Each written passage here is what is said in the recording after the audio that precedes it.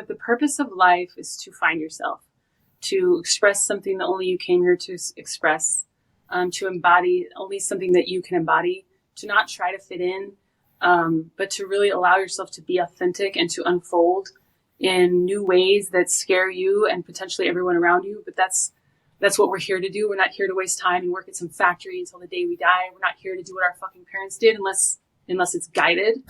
And we're not here to follow rules based around other people's dogma and opinions. We're here as a rebel, as an outcast, as a black sheep, as a person who's here to pave the way for them, for all of the other underdogs out there. Yeah, just like let that fire fuel you. And I just think that we're here to learn and grow and love, honestly, at the end of the day.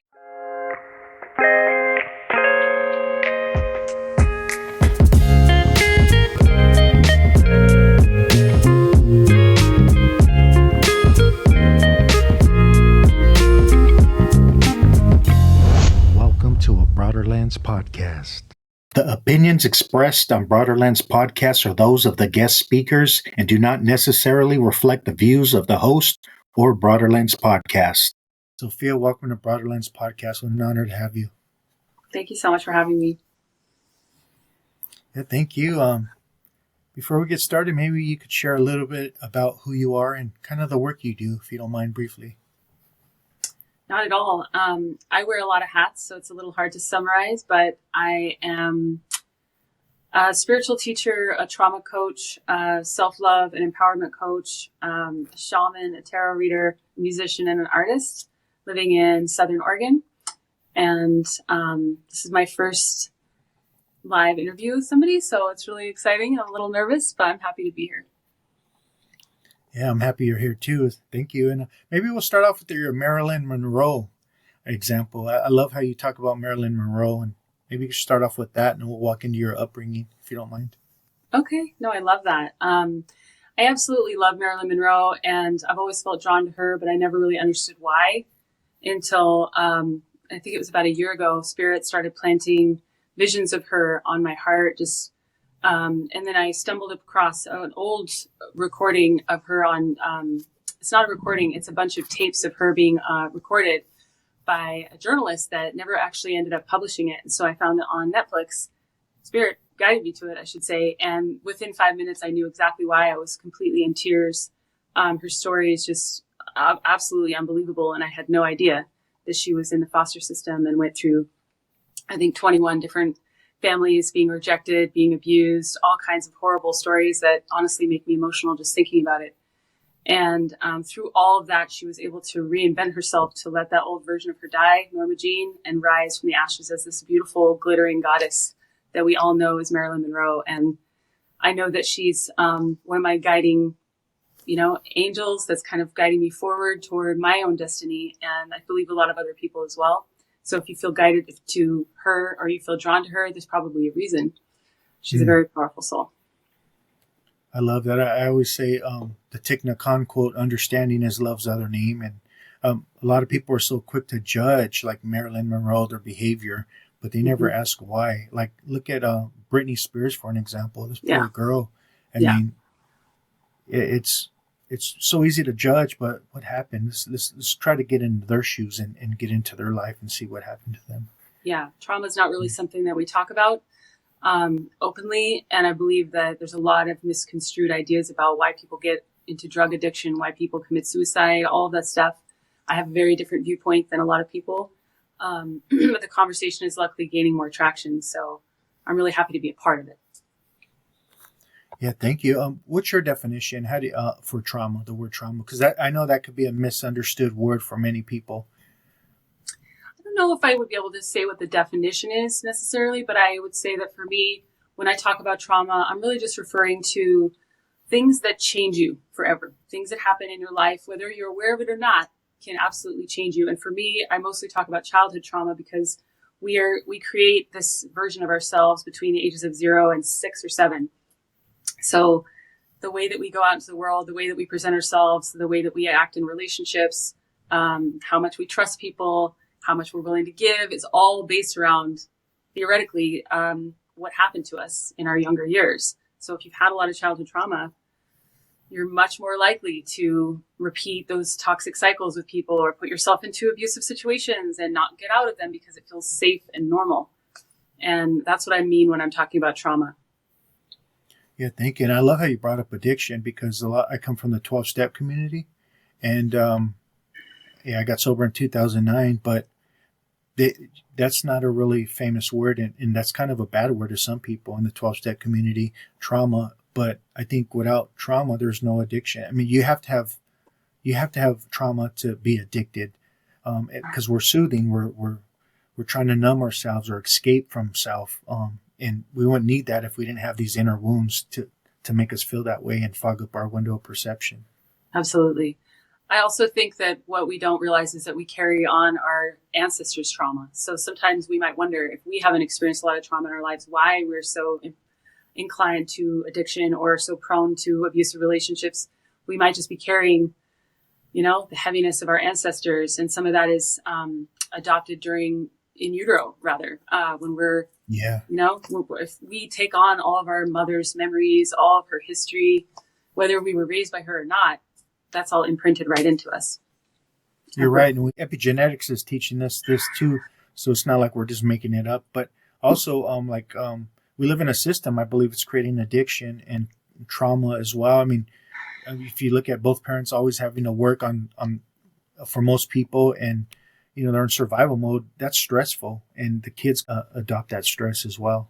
Yeah.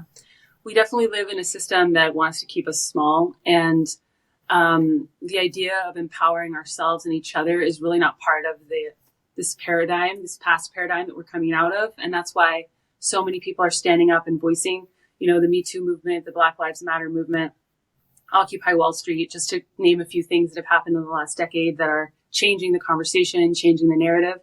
And it's because there's a new agenda here now, which is self-empowerment, self-love, self-respect, which are not a lot of things that people, especially from traumatic childhood homes, it's not very easy to come out there with a lot of self-respect when you weren't respected in your home, for example. Maybe if you don't mind, you could walk us into your upbringing and share about, what you've experienced, if you don't mind. I don't mind at all. I might cry, so just bear with me if that happens. I haven't really shared a lot about my story, and I'll just be honest, it's mostly because I've been trying in the past, at least, to protect my family members. And I was so busy protecting them that I completely forgot about my inner child and the versions of me that deserve to be protected. And that is the only reason why I now allow myself to voice what happened to me and what I've been through, because I know it's important to empower other people to do the same. So I say all of this with the utmost respect for my family. But my mom had a very traumatic childhood, and I won't go into details because that's her story to tell. But it did impact me in utero, very much so.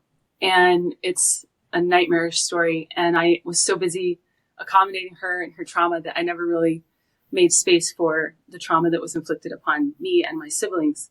And really, it was just all the things that you go through. If they go unchecked, you just repeat those patterns. So physical abuse, verbal abuse, emotional abuse, also just extreme poverty.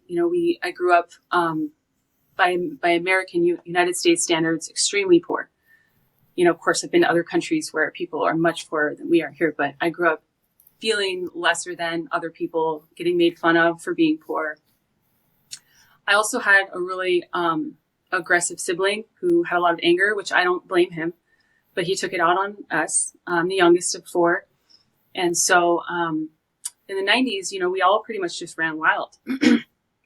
Nobody was really around. And so we were kind of raising ourselves. And at times we were also taking care of my mom when she fell ill. And so starting at about 3 or 4, I had to be an adult and emotionally take care of my mom and also take care of myself and deal with my angry brother and his violence. And then before that, I don't remember really any of it, but I did have a father at one point. And at a certain point, he decided to take my brother and I, because we were his only 2 real children. I have 2 half siblings that I grew up with. So I was separated from my mom. And then he left us with a babysitter. And I have memories of her before I have memories of any parent. And luckily, my mom is a very spiritual woman, and she basically was told, Spirit came to her and said, you need to go get your children. We were about to go into foster care. She was about to turn us into the state. And so she drove across 2 states to come get us, and thank goodness. And of course, life wasn't happy after that, but at least we were together. And I can't express how meaningful it was to grow up with siblings, even if not all of them were safe to be around. I know that was a saving grace, ultimately, especially after hearing Marilyn Monroe's story about what being in foster care can look like. The other part that I don't remember is that I got spinal meningitis when I was a child and almost died. And those things stick with you. Even if you don't remember them, your body remembers that. The trauma is real. It can impact you for the rest of your life. So these are just a few examples that I'll touch on, but there's a lot more there. And that's just from 0 to, 5. So I was homeless as a teenager as well, which also played a really big role in my ability to trust other people and feel safe. Being abandoned multiple times by multiple different family members has made it hard for me to trust people and have healthy relationships. So I've been working really hard, healing trauma for the past 4 years and teaching other people about it. It doesn't mean that it doesn't still impact me emotionally. It's still very much a painful thing to remember. Yeah, thank you. How does childhood trauma affect our brain development and our nervous system, as you've come to find out in your adult life? I took a 6-week deep dive trauma course for healers, but I took it as a person healing their own trauma. So it was a pretty traumatic thing to be learning about your trauma while you're going through it. And I know now that I was doing it because I was going to be on the other side teaching others. So having said that, taking the workshop taught me that trauma has a way of impacting you on a cellular level. There's a thing with phobias, for example, it's so irrational. This irrational fear, say for instance, of heights or of blood or something really scary happened when you're young. And if you get a trigger from that, if there's any whiff of that same scenario playing out again, our bodies go right back to the feeling of as if it was really happening in real time. And that's what I need people to know the most is the most important thing to remember is that you need to be patient with yourself when you're dealing with trauma and other people, especially if you don't know what trauma is like and your partner does, for example.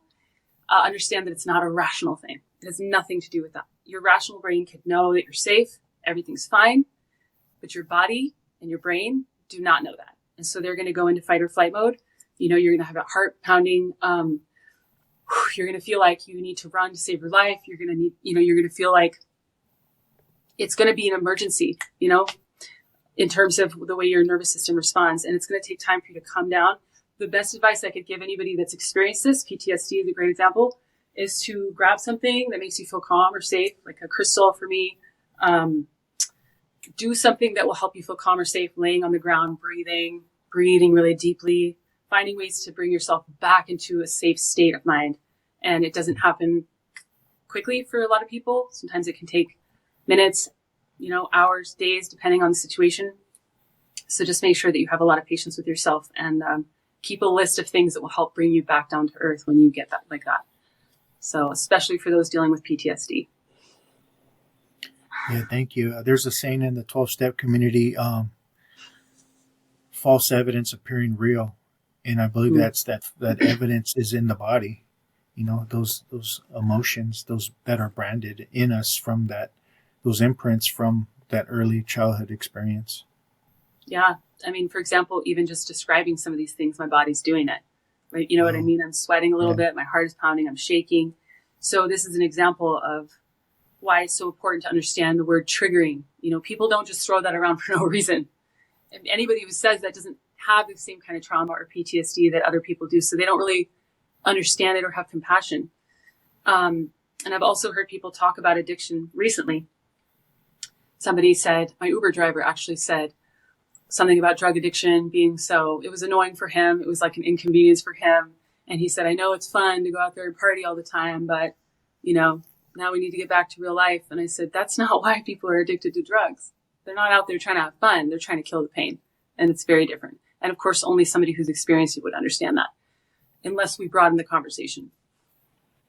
You know, in the 12-step community, they believe there's an allergy of the body. So when they take a drink, they have an allergic reaction where they need more. But I think that's some old science that was never really proven. I think it's really that trauma and developing that habitual state of self that's hard to break once you get caught up in that habit. And a habit's when your body can do something better than your mind, you know, and your body could take us, I mean, our bodies can take us back to that hurtful event, whether it's fancied or real at the present moment, and replay it where it feels so real. It is. And we get caught up where we're going to need to drink. We're going to need to soothe. We need to get out of self. Yeah. And that's why it's so important to have these tools ready so that when you're tempted to go back to something you know isn't good for you, because it doesn't have to just be drugs. It could be a toxic person, an abusive relationship. People get addicted to abusive, codependent relationships. We have to have resources, is what they call it in the trauma world. We have to have resources that will help us stay afloat, to help us stay calm, to help us stay centered. Meditation is huge for me. It really has helped me so much. And even just 2 minutes of closing my eyes and breathing, and it's breath work, mind you, for people that aren't necessarily spiritual or believe in meditation for higher purposes. The breathing is such an important part of the healing process. It helps us access our emotions, which can be really scary because a lot of times we're trying to run from those emotions. And that's exactly why we're picking up a bottle or going back to an abusive partner. And it's when we have to move through the trauma in order to get past it. We can't go around it, unfortunately. That's the really hard news for people that have experienced a lot of it. I did teach a trauma workshop a few months ago, and it's just really fascinating to be a part of that journey for people. And I am available for that for new clients as well. But it's so important to know that it's not going to happen overnight. And there isn't a quick fix. Unfortunately, you have to go through it to get to the other side. So when you say resources, we can also say new coping skills, right? And for me, I think that's where spirituality comes in, you know, and learning how to apply these principles to help me. And correct me if I'm wrong, but learning how to pause, pray, or becoming more aware, having more understanding, just being able to talk to people instead of being a trash compactor, because that was me for a very long time. Just all these different tools to help instead of using drinking or certain behaviors to numb ourselves or get out of self. Yeah, I mean, you can use whatever word you want to describe it. Yeah. But as long as it's safe and healthy, there's a million ways to utilize this energy to benefit you. And I personally, as an artist and musician, those are some of the main ways that I cope, you know, as I channel those emotions into something that isn't just going to disappear. It's actually going to give back, whether to me or to others. And some of the most powerful beings on this planet, I believe, are people that harnessed all their pain. And Marilyn's a great example. Even though the conversation wasn't happening, that's what she did. She channeled all of that into her acting, into her music, because she was a singer. You know, she was even just her energy, her presence. But it involves being honest, at least, about what you're going through to a degree, facing it and then harnessing it and pouring it into something. So, yeah, there's a lot of different conversations we can have about that. And I get a little more excited about that because it's empowering. That's where the empowerment comes in. You're taking that and you're redefining your story. You're turning it into something else. You're turning it into a phoenix rising from the ashes story instead of a victim drowning in their problems story, which is most people just stay here, you know, underneath the rubble, as I like to say. It's when we break out of that rubble and allow ourselves to express what we've been through, but not from a victim mindset, from an empowered place, an honest place. Yeah, you're right. And I was just thinking, now that you're older and you've done inner work and you have this awareness, and I know it's a lifelong journey, at least for me it is, to catch these patterns and imprints. Can you look back and see where that voice in the head was created and that inner critic and how you put up a persona to protect yourself, but how that affected you later down the line? Yeah. Yeah, I mean, I'll be honest, a huge part of that came from inside my home, you know, voices around me, implanting inside of my own brain and kind of telling a story, a narrative. It didn't necessarily come from within me. It also came from, you know, societal structures and TV and media. But I feel very confident that I had to start creating a mask probably as early as like 2 or 3. And especially now that I know more about my spiritual gifts, which are many, and I know that I was tapped into all of them at a really early age. I do have memories of my siblings alienating me and making me feel like an other at a pretty early age. And so I wanted to fit in. I wanted to feel like I belonged. Yeah, so part of my gifts in this life are, that I can be very charismatic and I can make people feel safe and I can eloquently express myself. And so I utilize those tools to get through life without really having to show my true heart. And I spent a lot of time doing drugs and drinking, starting really, really young. And that's kind of where the mask really became what it was, which was the party girl. I was the party girl. I was, I just had a lot of friends, was constantly surrounded by people. I was distracting myself. I mean, it's so obvious to me now. I was just distracting myself from the pain. But that voice started, a lot of times the voice that I hear is, my parents' voice, criticizing me, ridiculing me, and making me feel lesser than. And then any other people throughout my life, teachers especially, really, really didn't understand me. And it was before the conversation about being on the spectrum, neurodivergence. And I'm definitely neurodivergent. So those are some of the voices that also play in my head as an adult. Yeah, thank you. Did you eventually have an awakening? What happened? I did, thankfully. The first awakening I had, I was 17, which couldn't have come at a better time. I was homeless just after I turned 15, and I didn't have any extended family or any friends that took me in, but I had been working since I was 13. I got a job and I supported myself by living on a friend's couch and paying $200 for rent, and it was a party house. We did coke, we did speed, we smoked in the house, we drank every night, and I drank grown men under the table at 15 because I wanted to prove that I was tough, anyway, it's another story for another time. But I was very hell-bent on self-destructing at that age. And I've been having lucid dreams and prophetic dreams since I was a young child. I just didn't understand that was one of my spiritual gifts until I had a dream about my house being poisoned, and there were ambulances outside and dogs were getting sick. And basically that house represented me and all the poison in my body. And I don't know what it was, but it was overnight, literally overnight. I quit everything. And I still lived in that house with people offering me, "Are you sure you don't want this? Are you sure?" And I was like, "Nope." And within a couple of days, I moved out. A friend took me in. I shaved my head. I started painting, and I completely reinvented myself. And it was not easy. But I owe that to my guides. And I had my second awakening during the pandemic, which I can go into if you like. But yeah, the first one happened at 17. Yeah, please do. So, Roundabout Story, the first awakening kind of came to a crest at about 20. And I ended up going back into a toxic relationship with an old friend who kind of brought me back down to a low vibration. I started drinking. So I spent my 20s in a party mode again. Party girl was back. No drugs this time, but plenty of alcohol. And I was smoking tobacco again. And so by the time the pandemic happened, I was lost again. I was completely lost. I forgot about my spiritual gifts. And I was in an abusive relationship shortly before that I walked away from. And that was the beginning of the awakening, I believe. I woke up at 5 a.m. And my guides speak to me in the middle of the night and like while I'm sleeping and at very early morning hours. And so I reached for some water, and it was so ice cold that I can't remember. I gasped when I drank it. Oh no, it spilled on me. And so I gasped.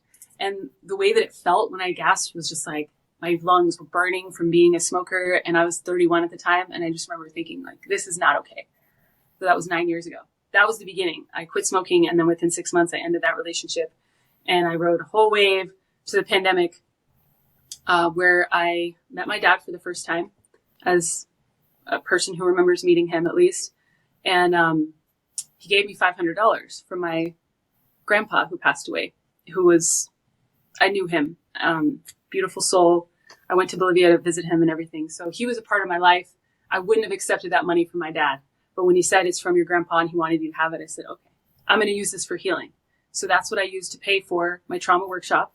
And I used the other leftover money to sign up for BetterHelp, an online therapy company that was especially active during the pandemic. And so that was when my awakening started again, was because I met my dad and he gave me this money that was from my grandpa, who's one of my guides. And I love him so much. So I really owe it to him, I guess, the choice to continue growing. And it wasn't the same type of awakening that I had when I was 17. It was different. It was more about healing trauma and then uncovering the layers. The awakening happened slowly over 4 years rather than like all at once. I love that. You talk about guides. How does that look to you? How do you feel, see, and get guided by your guides? It's a little hard to explain only because I'm claircognizant, clairaudient, clairvoyant, and clairsentient, which means that I don't just get a download from one particular area. So oftentimes I will see it with my eyes closed or open. I'll also hear them. They definitely talk to me, and I just know things. I've had that since I was little. And then I feel things. So I think my guides mostly speak to me through my clairaudience and my clairvoyance and my claircognizance, actually. But yeah, it varies and it depends on who it is. I don't see, and I'm not able to recognize and identify all my guides, but my grandpa's absolutely one that I identify and recognize. My dear friend Julia, who passed away from cancer about 15 years ago, is absolutely one of my guides, and the strongest one, the first one I ever identified, which was really beautiful. And it's mostly just their energy, because they're people that I met in real life. Anytime their energy visits me, it's like I see an image of them in my mind. I can feel their energy like they're there with me. That's how I know. So some people might have this happen to them all the time and they just don't know. They think they're having a memory of someone, but it's actually their guides visiting them. So It's really powerful. What's your definition of being reborn? I mean, I know you hear it in Christian terms a lot, being, in the West, but what's your definition of being reborn? Letting your old self die, really allowing yourself to release this attachment to who you once were, the stories especially, because a lot of us get really attached to our story. And again, there's a difference between telling a story from a victim place and telling a story to empower yourself or express something. So I tell stories about my life, but they don't define me. You know what I mean? I would say that I define being reborn as allowing those pieces of yourself to crumble away and to being brave enough to recreate yourself, even with a bunch of people standing around you who don't believe in you, who don't understand you, and who are probably judging you and your process. Norma Jean had to do that. That's why I use her as an example, because everybody can look to her and see her radiance. She allowed herself to do that. That took incredible bravery. It's not an easy thing, being reborn. It's not easy at all. Yeah, thank you. I would go to 12-step meetings, right? And then they would go around the room and say, I'm an alcoholic. And after a while, I'm like, I can't do that anymore. I'm not going to claim this false persona. And I know you're using that to help people, but that's not to really help people is to really take them through the work and then help them identify, that's me, but that does not define who you really are. That's just what you've been experiencing, this conditioned state of being. But it doesn't mean you have to be trapped in that conditioned state of being. Calling yourself an alcoholic is dangerous. It's like identifying as the false persona, or I'm a sinner, like going to church. I'm just a sinner, piece of shit. And that's the whole problem, right? How did you learn how to change the story? I mean, for me, I still have that I'm not good enough. I'm not worthy enough at times. It still crops up. But what are some of the things for yourself that helped you recreate a new story? And I know it's a lifelong, journey. Thank you for sharing that. That's a really powerful statement. And I think you're absolutely right. In terms of and actually, would you just rephrase the question again? Because I went back into your story and I forgot. You said, how would I? Yeah, go ahead.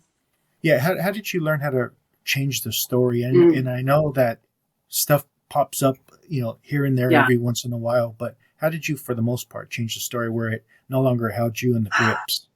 I think that a common misunderstanding about it is that it's something that you can just decide and it's done. But really what it is rewiring your neural pathways. So we have to create new pathways. I liken it to a path in the woods. So if there's a path, a well-worn path in the woods that goes toward your normal self-destruction, it's just easy for us to like, oh, there we go. And we're right down there to self-destruction. We know this path well, toxic people, let's go. But what we need to do is rewire our brains. So we have to hack back a whole new path. It's not going to be easy. And then once we hack back that path, we have to continuously walk down it. And what that requires is making intentional decisions to not go down this road. So say, for example, you're in AA, you're making decisions to not, I don't know, because I've never been in AA, but it's very intentional and it's disciplined. And I think that that's really what people need is like some structure, because in order to create new neural pathways, you have to have discipline. Otherwise, you'll never make it. You have to continuously come back. That's why I suggest meditation, because meditation not only helps you relax, center, ground, but also helps you create those new neural pathways in your mind. People do affirmations. And then the other thing is that it's a safe space that you carve out within yourself. A lot of times when you've been raised in a lot of trauma, there is no safe place to go. It's not safe out here. It's not safe in here, because a lot of people have anxiety, depression. They have suicidal thoughts. They feel like their brain and their internal world is not a safe place either. So we need to create that safe space within us and then continuously nurture it, come back to it, nurture it. And that it takes a lot of energy. I'm not going to lie. It's not easy. It takes discipline. Yeah, you're right. And in the 12-step community, they talk about contrary actions.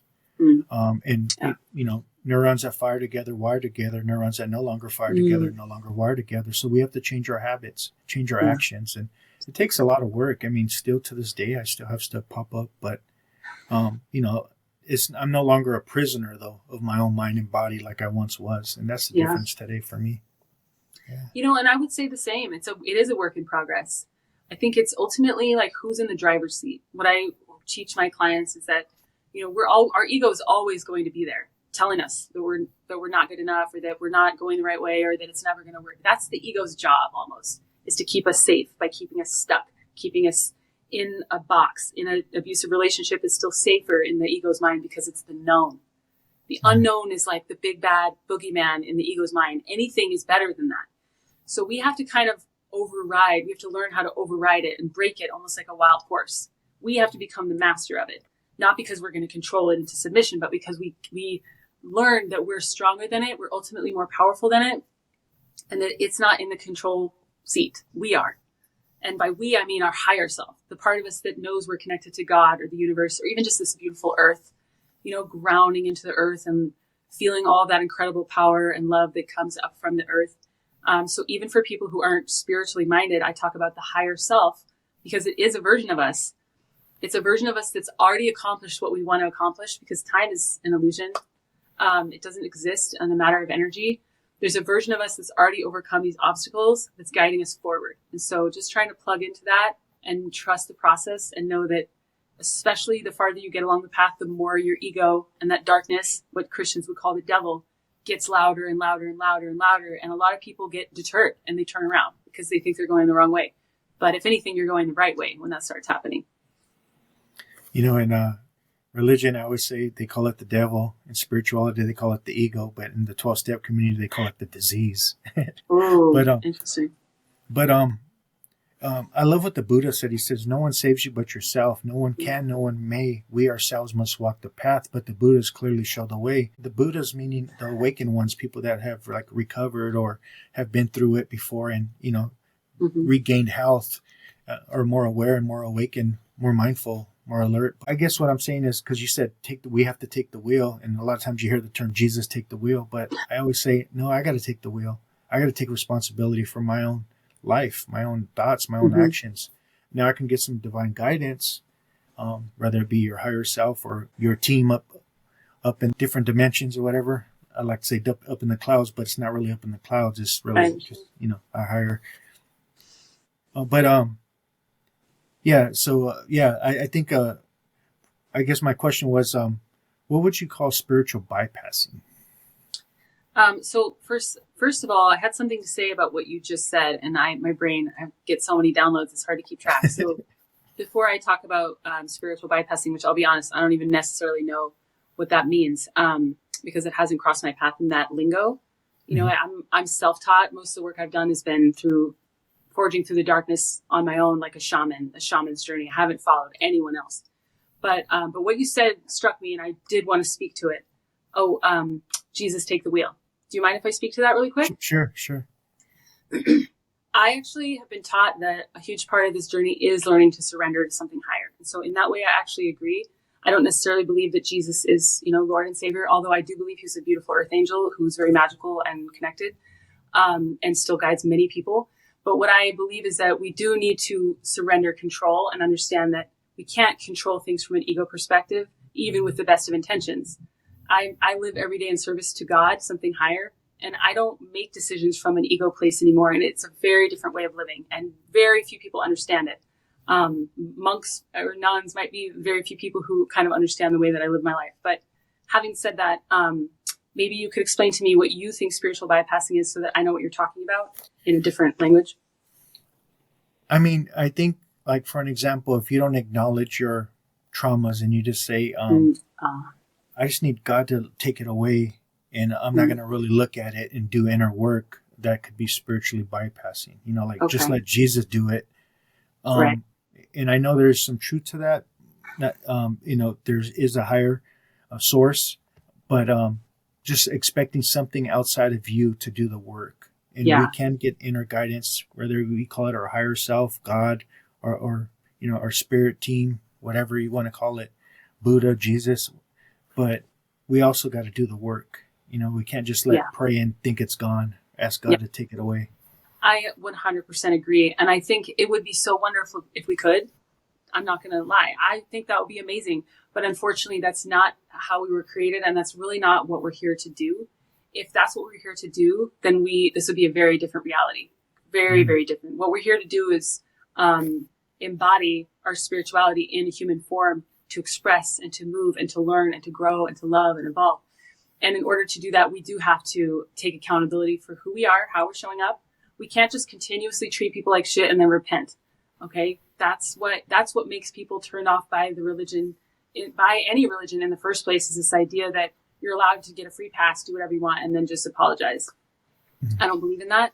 I believe in following an inner compass, being guided by people like Buddha and Jesus. I talk about them because I believe they're both seeds planted here on earth to guide people to God through different avenues, just much the same way that I am. And we all have different impacts, on future generations. That's all still being decided right now, and we're a part of that decision. But we have free will for a reason, and I believe that we really do have to take accountability for every single decision we make. And if we do something, it's not like we're all perfect. Humans are meant to be imperfect. Again, if we were supposed to just be conduits for God and that's all, we would be living in an angelic realm. We'd all just be like floating angels, and, it'd be amazing. But we're here to express and create this other paradigm. So the narrative has to change, absolutely, 100%.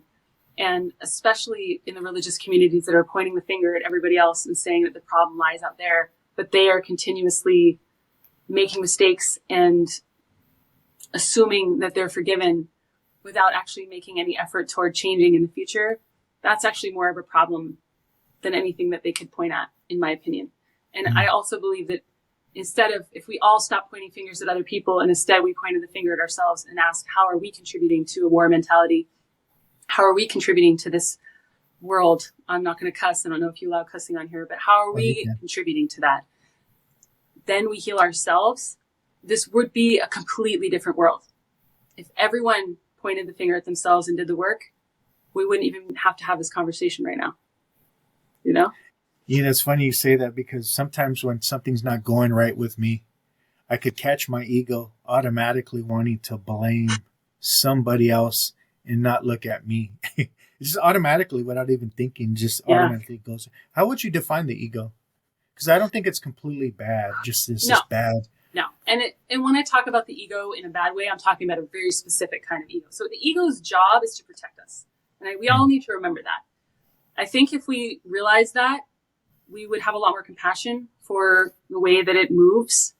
You know, the ego, and even staying in abusive relationships because it's comfortable, the ego really is ultimately trying to protect us. It thinks it knows what's best. And that's why we need to be the one in the driver's seat, because it absolutely doesn't. Absolutely.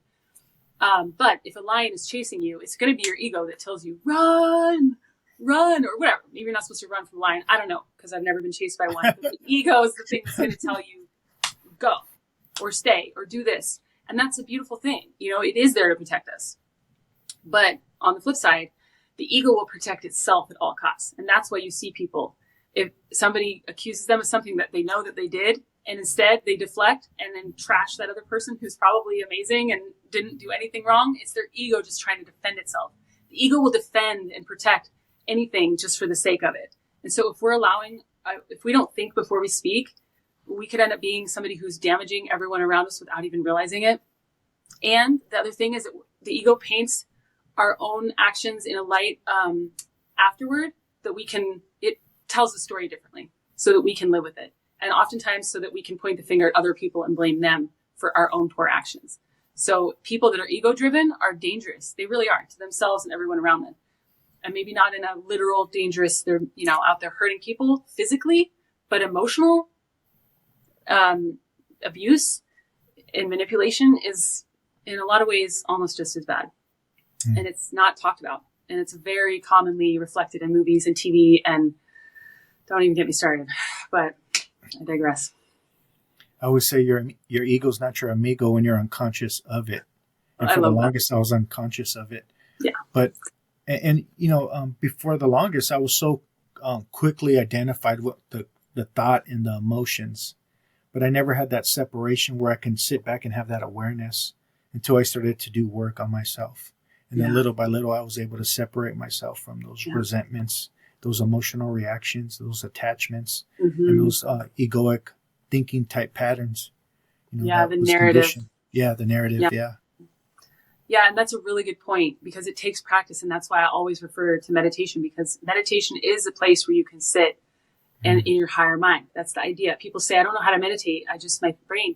Your brain is going to go on and on. You don't have control over that. That's the thing. Our ego is always going to be there. We just have to learn to, like you said, observe it. And that's the higher mind. When you can see it all, when you can see your higher self, your lower self, and everybody else clearly, that's because you're sitting in the witness seat instead of in the ego. A lot of people think they are their ego. They think the voice that they hear, that voice is them. Oh, that's like a recipe for a horrible life. I'm sorry. It really is. And this is how 95% of people on this planet are operating right now, as far as I know. Actually, probably a lot less because of all the awakenings, the chosen ones who are awakening, and all the light workers that are working. But 10 years ago, 100%. So it's absolutely an important conversation for us to, and mindfulness is a conversation now very widely spoken about. Yeah. That's what we're talking about. Mindfulness. Just being mindful of who we are. Yeah, you're right. Which basically means to reclaim your attention to the present moment where life really is. Mindfulness. And who you really are. Yeah, who you not really who you want to be, not who you used to be, but like, who are you really right now? Be honest. It's not always fun. Yeah, I love the word ignorance because it's an extension of the word ignore. And for the longest, I've always ignored my behavior. You know, I was the victim. But the more I became the watcher, like that Dr. Dre song, I learned how to drop it like it's hot, like Big Snoop Dogg, and detach from those, from all that baggage that was causing my suffering. So, it does take a lot of work, and it still pops up to this day. I'd be lying if I said it's all gone. You know, that's the thing. It will pop up until the day we die, because the ego has its own agenda. And as long as we know that we're not our ego, we can be at peace with that, you know? And I do just want to mention that I grew up on gangster rap, and I absolutely have a huge soft spot in my heart for it.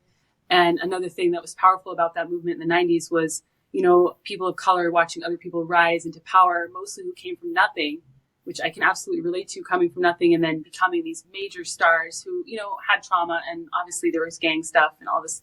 But the point is, that was such a beautiful example of transmuting that horrible stuff and rising from the ashes. So Dr. Dre and Snoop Dogg were definitely an influence on me, and still are. Yeah, you know, one time I was watching that Tupac movie out in Ohio, and after the movie, I was crying, and I wasn't like sobbing, but I had tears come down my eyes for 3.5 hours, and I couldn't figure out what that was. Like, why am I? Mm. And I just realized all of a sudden something, this emotion and this thought just came to me and said, "You just didn't know any better. Yeah. You guys didn't know any better," because I was living in those days where my friends getting shot in the head, taking a dead body, to the hospital, and just know how to deal with that kind of stuff. So when I was crying for 3.5 hours, my body was releasing that stuff, and that's what, in my definition of what Eckhart Tolle called pain body, it was coming out of me, all that pain, and I felt this healing process after that. I felt lighter. I had a deeper sense of understanding and compassion for myself and others. Yeah. And it was just a beautiful process that I went through. I had no idea that was going to happen, but that just happened automatically. That's amazing. I'm often guided to watch things for similar reasons. And I also think it's important that you said that, because in order to heal trauma, we have to release it from the body. There's no way around it. And in my experience, I have probably spent days just crying my eyes out, releasing it from my body. In fact, yesterday was a big purge day for me. And so I saw a picture of me in the high school yearbook right before I dropped out at 14. And I just seeing her, I was just like, oh gosh, my beautiful teenage self, you poor thing. And I just purged. But yeah, there's no shame in it. And especially for the men in the community. A lot of my clients are men, and they say, yeah, because I share videos of me crying and going through tough stuff for a reason. They say that they can't cry. And of course, I understand they've been programmed by society to not feel safe to cry, but that's such an important part of releasing it. And I'm being guided to say, for those of you that can't cry, look into somatic breath work, I can't remember the full name of this particular brand of it, but basically deep breath work that helps you access your emotions. And it can be really intense, but very effective. So it's important to let those tears out. Yeah, maybe you can post that link when I upload this video, so we have that information. Yeah, maybe you remind me if I forget. Oh, yeah, for Yes. sure. I there's a beautiful saying in the Gospel of Thomas, turning the two into one. The male, bringing the male and the female into one, and that female and the masculine energy. Once they become one, I feel more balanced. I can cry. I can show my emotions. That's what I meant by no longer having to be a trash compactor anymore. Yeah, I knew what you meant weirdly. Yeah. But I'm glad you brought up the masculine and feminine, because a lot of people who've been raised in traumatic households have been raised in a masculine environment, because when you're in survival mode, you're kind of like, you're action oriented, you're running, I've been in a masculine energy almost my entire life up until like 2 years ago. I finally am learning how to receive, how to be still, how to know that I'm worthy of receiving. I've never been that girl.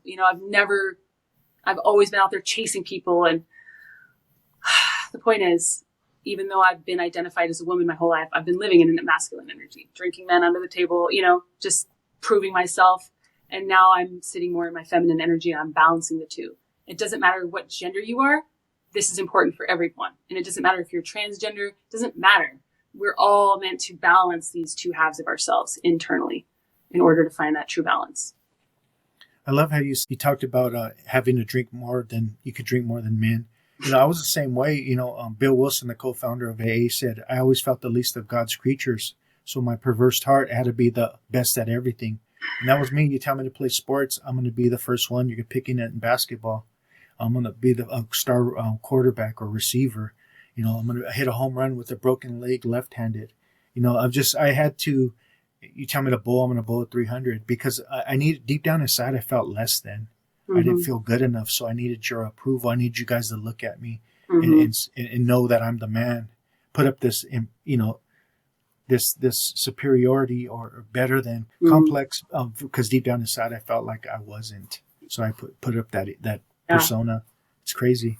Well, and that's very common. When we think about egotistical people in the traditional sense, most of those people are fraught with insecurities. And the reason why they have this vibrato or a machismo in a masculine sense is because they are really afraid that they're not good enough. So they have to go out there and kind of, put on show. Yeah. And even though I was a female, for me, it was a safety thing. Nobody took me seriously, and I was homeless as a young person. I was also sexualized as a very young woman, and I didn't talk about that. I felt like I needed to be tough in order to survive my life. Otherwise I was going to get raped, or I needed to walk down the street with like strength, because otherwise people would fuck with me. So I know that it was ultimately serving me then. But that's the thing, is that we create these versions of ourselves. I call it fragmentation, or it's called fragmentation. Through trauma, we create multiple versions of ourselves. And through healing the trauma, it's like we gather all those selves back to us. We heal them. We bring them all back together. We know who's in the driver's seat. It's not them, but they're still a part of us, and we still love them. And they're still deserving of healing and nurturing. That's why the picture of me as a teenager, my wounded inner teenager, made me cry, because it was that's such a huge part of me. I created that whole angsty, aggressive, self-destructive version to survive a moment. And why would I throw her away? She's worthy of love. She gets to come back into the fold, and I get to embrace her and nurture her the way that nobody else did. So yeah, that's an important part of it too. Yeah. Thank you. How would you define the word darkness and light? Because I know you have a video you put out, turning darkness into light. And I hear that in your story.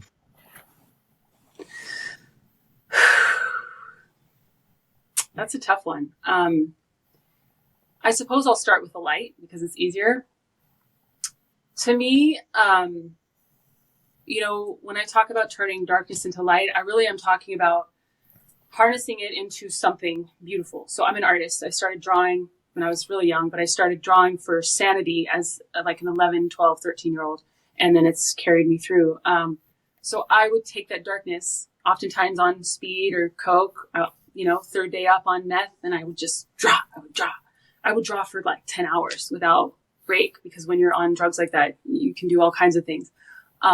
And I'm not promoting them. I'm just saying that I needed to pour my energy into something. And so I did. I poured it into art. And in essence, I turned that darkness into something light. But in a more general, broad sense, the darkness that I'm talking about is something that I think is inherent in all of us, because we're human. That's why Christians talk about sinning so much.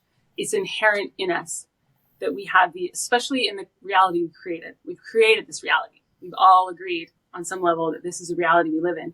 And so we have to take accountability for the darkness that exists here.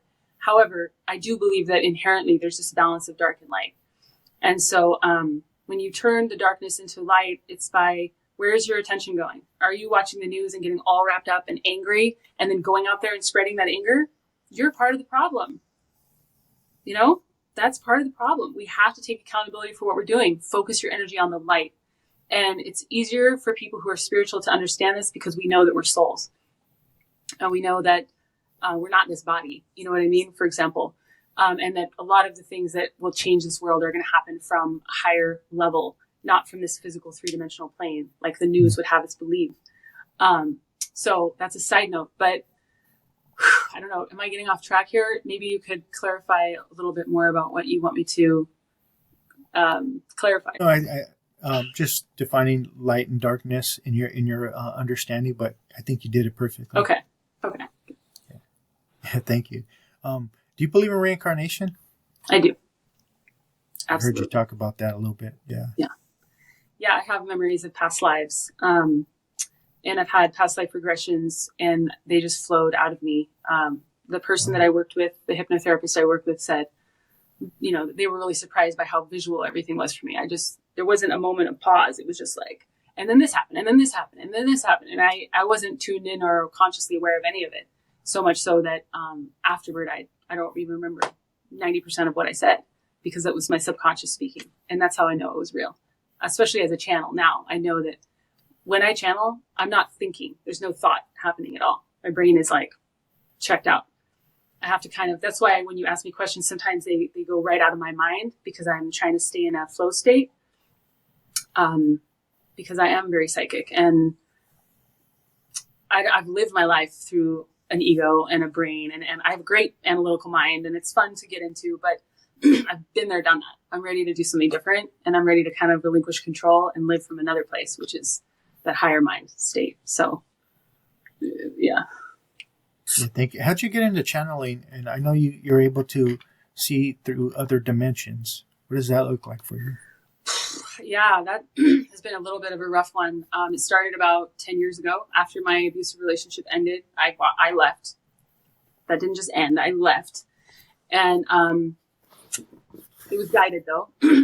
So basically, I bought a one-way ticket to Thailand. I was running from some demons. I just needed to get away. I just needed to go somewhere and have an experience. And while I was gone, my grandfather passed away and became one of my guides. I didn't know that at the time. But then when I got back, I was gone for like 6 months. I just traveled. And the business I had been running that fell apart just paid me enough to live in Southeast Asia, which is very inexpensive. So I was able to live there for 6 months. And then I came back and I started, once I got safe and settled, everything started to unravel. And I started to have these really bizarre experiences that felt just like, it's so hard to explain, but okay, it was kind of like zooming way, way, way, way, way out and seeing yourself. Mm-hmm. Not only seeing yourself, but seeing yourself in other dimensions, at multiple at the same time. And I don't even know how to explain it. It was so bizarre that I thought maybe I was having seizures or there was something wrong with my brain. I actually went and got an MRI to make sure I didn't have a tumor, because I used to watch Grey's Anatomy, and sometimes tumors can make people act different and your brain is incredibly powerful. You push the wrong button, so to speak, or a wire gets crossed and you're having some alien experience. So I really thought that's what was happening to me. And over the last 9 years, I've been documenting it. It happens all the time now. It's like an everyday experience, but these bigger periods happen like every 6 weeks to 8 weeks. And they lasted for 3 days when they first started, and I could barely leave the house. My anxiety was it's basically like waking up, and for those of you that have done psychedelics or peyote or something, just being on psychedelics for several days without having taken anything. It's incredibly alarming. And now they last for 3 weeks instead of 3 days. But I'm much more equipped to deal with it. And luckily I can leave the house, I can work, I can function. People don't even know.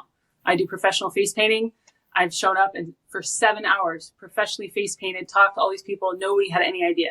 So it's taken a long time to get here. But anyway, the experiences themselves are really, really hard. They're esoteric. It's just really difficult to explain, but I can try if you still need more. No, that's perfect. Thank you. Okay. How would you define spirituality versus religion? I'll be honest, I'm not the most educated on religion. I wasn't raised in any religion. And my mom did take us to church. And, I guess I'm just saying that I can't speak for religion in the way that some people can. But my definition is, I think, this is a little touchy, but I believe that there was a lot of agenda that has been infiltrated into religions by man, and that a lot of it was spoken through men or women from God, like channeled, but then it was like edited and tweaked just so there was still an agenda. Say, for instance, minorities, keeping them small, keeping them without power, women being men's property, for example, just one example. I'm just saying that there's an agenda. And so that's the part that I have an issue with, is that if it was really about walking as Jesus walked, for example, I am so for that. You know what I mean? That's a beautiful thing that I would promote. However, that's not really what plays out, is it? Not really at all. So if that's what we were seeing, I really wouldn't have any problem. But what I see happening is dogma, ego, and control. People that want to be in power. And I do believe there are good Christians. I would never, ever make a blanket statement about anything or anybody, because I think that's ignorant. Period. Doesn't matter. We can't make blanket statements about humans. But religion is something that was created. Jesus didn't come here and say, create a religion called Christianity and, do X, Y, and Z and all this other stuff. And if he did, if it was said that he did, I feel like that was something that humans planted there. Yeah. So it's a difficult conversation, but we all have to recognize that there is an egoic struggle for power with humans. There always has been. And nobody's been clear of that historically. You know what I mean? Native American tribes warred with each other and killed each other. And you know what I mean? Like, we've all been there. That's part of our story. But we have to recognize that humans are fallible and we need to serve something higher. And that's why religion for me is just way too limited. It's seen through the lens of humans and not through the lens of something higher. And that's why I can't really subscribe to it. Yeah, you're right. Hopefully that makes sense. No, it does. It makes a lot of sense. And I totally agree with you. Because even at like the essence, the word religion, religio, means to reconnect or rebind. It's a beautiful, definition, because trauma is disconnection with self, like Peter Levine talks about. Yeah. And so if I really apply these principles in religion, it could be a beautiful thing. It's just these belief systems and these egoic conceptions of God, and not being able to have our own, conception or understanding creates the problem. Just like yoga. Yoga means unite, union with spirit, or recovery in the 12-step community means to get back, and so there is some beauty, but it's just the dogma, the collective ego that becomes of it. Because Jesus wasn't teaching Christianity; he was teaching love, compassion, forgiveness, understanding. And that's where it all goes down the drain. It's just these belief systems: we're right, you're wrong mentality. Yes, and saying one thing and then doing another.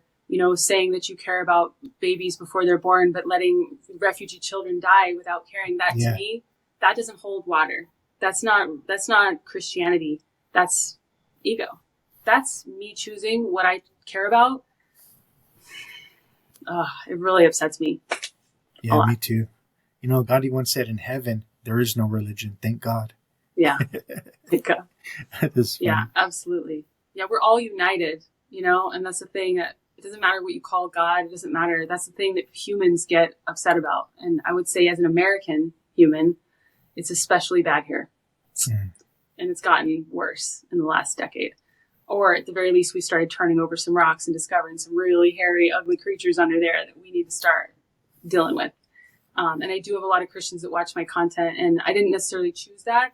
Not that I wouldn't want them to, but I would never have thought that they would want to watch me, because I'm very unique and I cuss and I'm, just a very colorful person on there.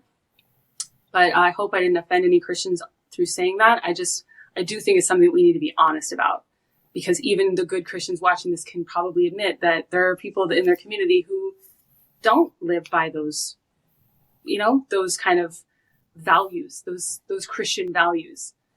They kind of slip through the cracks, It just kind of depends on who they're talking about and what they're addressing. But that's my point. We all need to become in integrity and in alignment with God, not just in our words, but in our actions. Otherwise, it doesn't matter.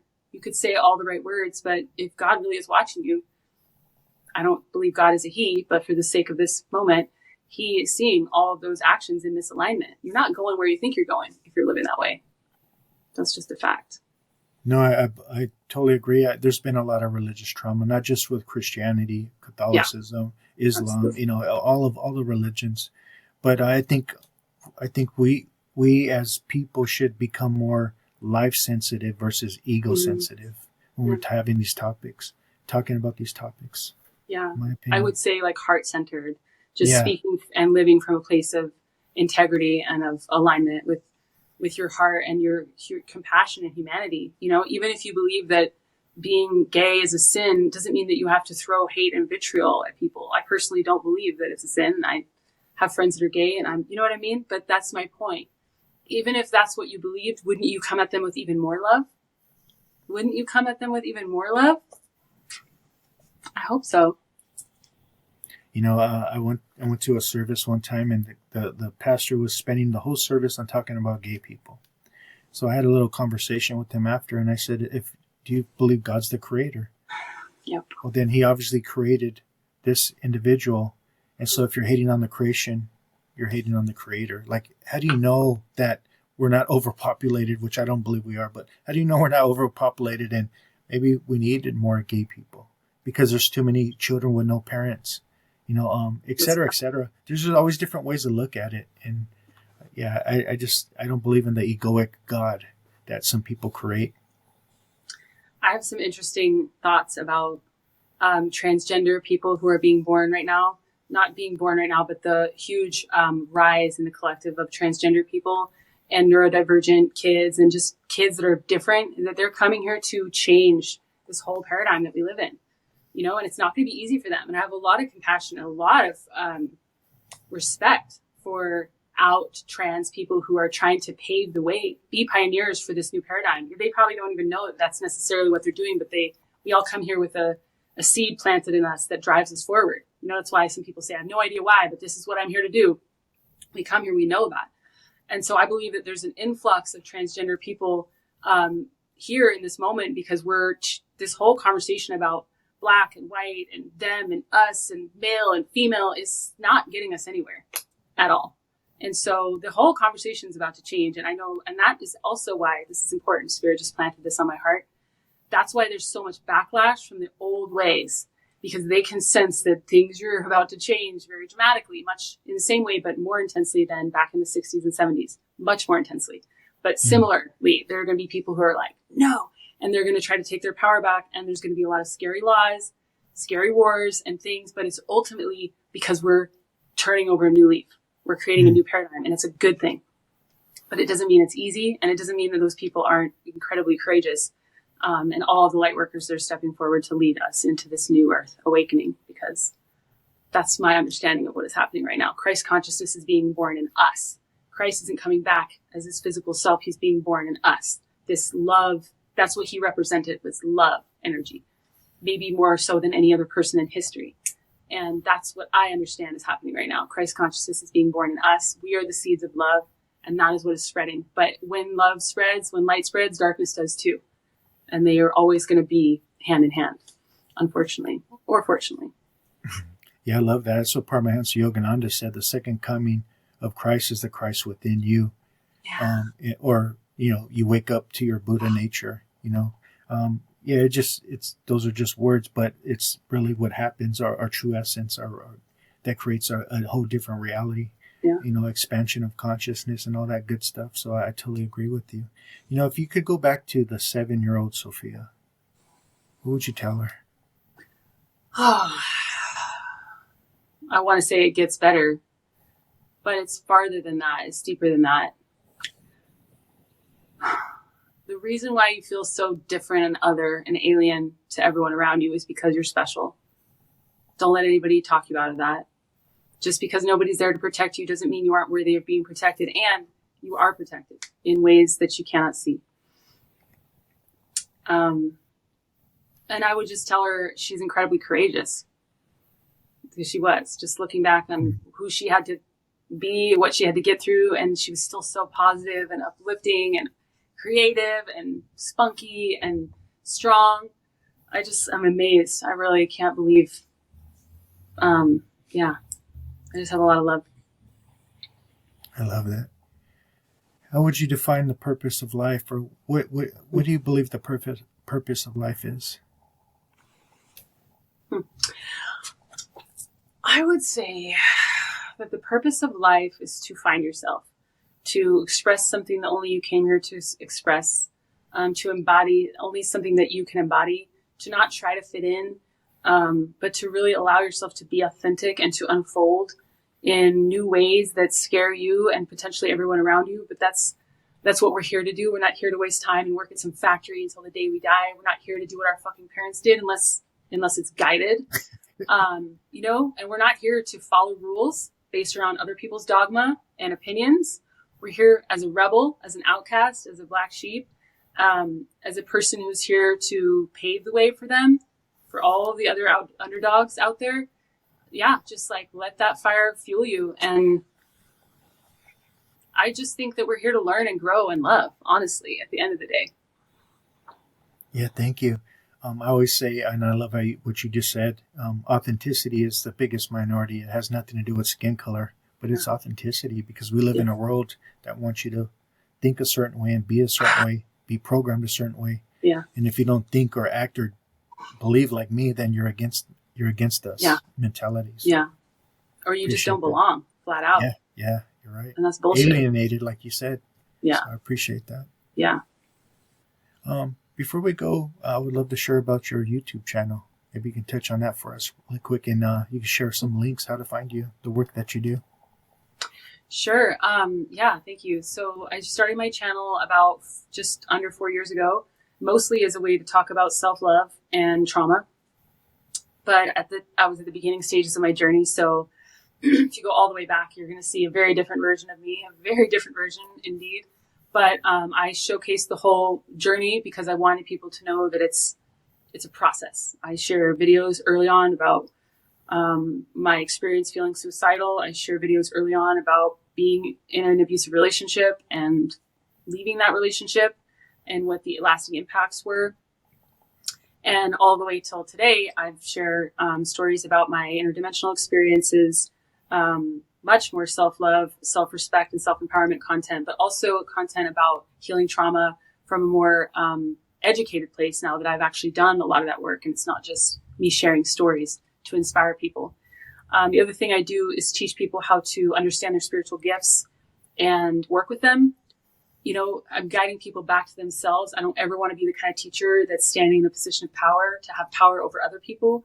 As a person who's had people have power over me my entire life, that sounds like the absolute worst thing I've ever heard from every perspective. So I really am here to empower people to find their own voice within, to follow their own soul calling, because I believe we're all placed here with a seed on our heart that's guiding us forward. A lot of us are taught to just push it down. It's not, you can't make money that way. You can't make a living that way. Fuck all that shit. Sorry, I forgot. No, If I'm not perfect. allowed to cuss on here, am I?